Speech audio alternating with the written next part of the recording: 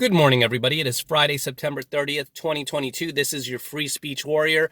Moscow has declared 4 new regions of Ukraine as now part of Russia. That's about 15% of Ukrainian territory. That was 15% of Ukrainian territory yesterday is now part of Russian territory.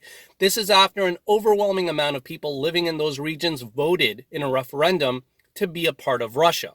Remember a few weeks ago when the mainstream media was telling you that the war was going well and Ukraine was doing well and they were doing great?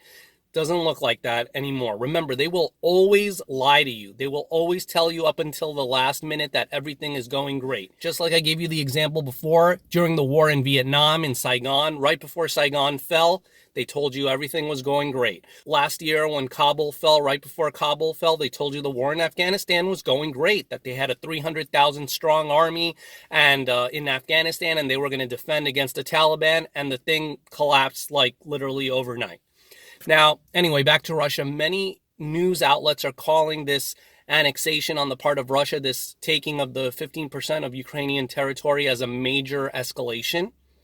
Russia has said that any attacks on these new regions would be considered an attack on Russia itself. And the West is warning Russia not to use any tactical nuclear weapons. Dmitry Medvedev, the former leader, the former president of Russia, who is good friends with Vladimir Putin, said during an interview that he believed that if Russia used nuclear weapons, the West wouldn't be able to do anything about it.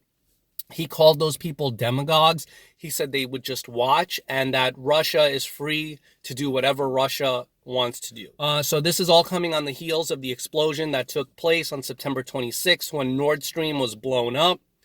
And it's funny, the same day that Nord Stream was blown up, there was a news article that was shown that protests were going on in Germany, where Germans were calling for an end to the war with Russia and protesting the crazy gas prices, the crazy energy prices that is now taking over the European continent as a result of this war with Russia.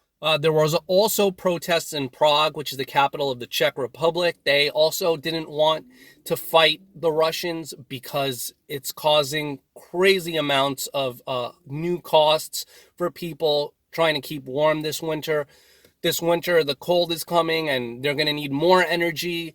So it's funny that on the same day that that article was published, that Nord Stream gets blown up. It's as if the United States saw that perhaps their alliance could be at risk of breaking up. But by blowing up the Nord Stream, I mean, there's no hope. The thing is totally destroyed and there's no hope now. So what good are those protests? What good would be patching things up with Russia now for the Europeans anyway, because Nord Stream is out of order. And it's funny because that area where Nord Stream was blown up in the Baltic Sea, it's surrounded by NATO countries. It's full of NATO activity. Right above where the pipelines were, there was a lot of U.S. and NATO allied activity taking place the day that in the coming days and weeks that it exploded. So they're saying Russia managed to sneak in, hide, before all those NATO warships and the United States blow it up and leave. They blew up their own $20 billion pipeline. The Russians let $500 million worth of gas escape into the Baltic Sea because they're insane. That's what they'd have you believe. It makes much more sense that the West blew up the pipeline so that there could never be a going back to the Nord Stream. There could never be those people that want to patch things up with Russia so that they could get cheap energy again, so that they could stay warm this winter, that they would have no hopes. And the Pentagon is creating now a Ukrainian command, so this war isn't going anywhere. In other news, The Atlantic, which is a very mainstream publication, they published an article about Michael Goldman, who is a Belgian immunologist and one of Europe's best-known champions of medical research. He took this third shot and cancer just exploded throughout his body, and he believes it was because of the vaccine. But they're still telling you to take this vaccine. Let me be clear. If you're in a state where hurricanes often strike, like Florida or the Gulf Coast or into Texas, a vital part of preparing for hurricane season is to get vaccinated now.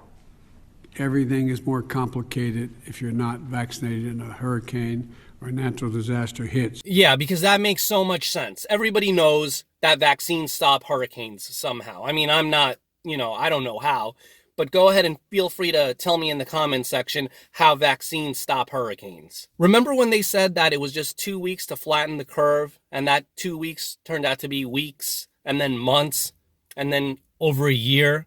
And remember that how they told you that the vaccines were 95% effective? Take a shot and it's over with. Remember they said, just take the first one and the second one and it'll all be done with. Remember that? The vaccines work well enough that the virus stops with every vaccinated person. It cannot use a vaccinated person as a host to go get more people. Yeah, well, in other news, you remember the killing of Palestinian-American journalist Shireen Abu Akleh? Well, don't worry about that death. That death doesn't matter. There's a other more important death that took place in Iran. Allegedly, an Iranian woman or a Kurdish woman living in Iran was killed by the Iranian morality police because she wasn't wearing her hijab properly. That death is way more important because that death can bring down the government of Iran. As we speak right now, the Dow, the Nasdaq, the S&P, they're all struggling. This is off the heels of what just happened at the Bank of England, where pension funds were facing a disaster because the price of their bonds began to go down.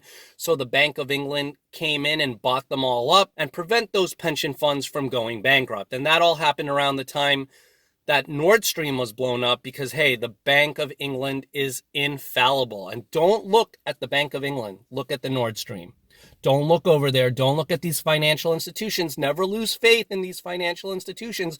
Don't go out and do something crazy like get gold or silver or Bitcoin and have your own financial wealth. Always be a slave. Always be in debt to them. They are driving you to think and feel what they want you to think and feel, so that in the end, you think that is how you think and how you feel. But hey, you're watching this video, so you're a lot smarter than that. I'll continue to keep you updated.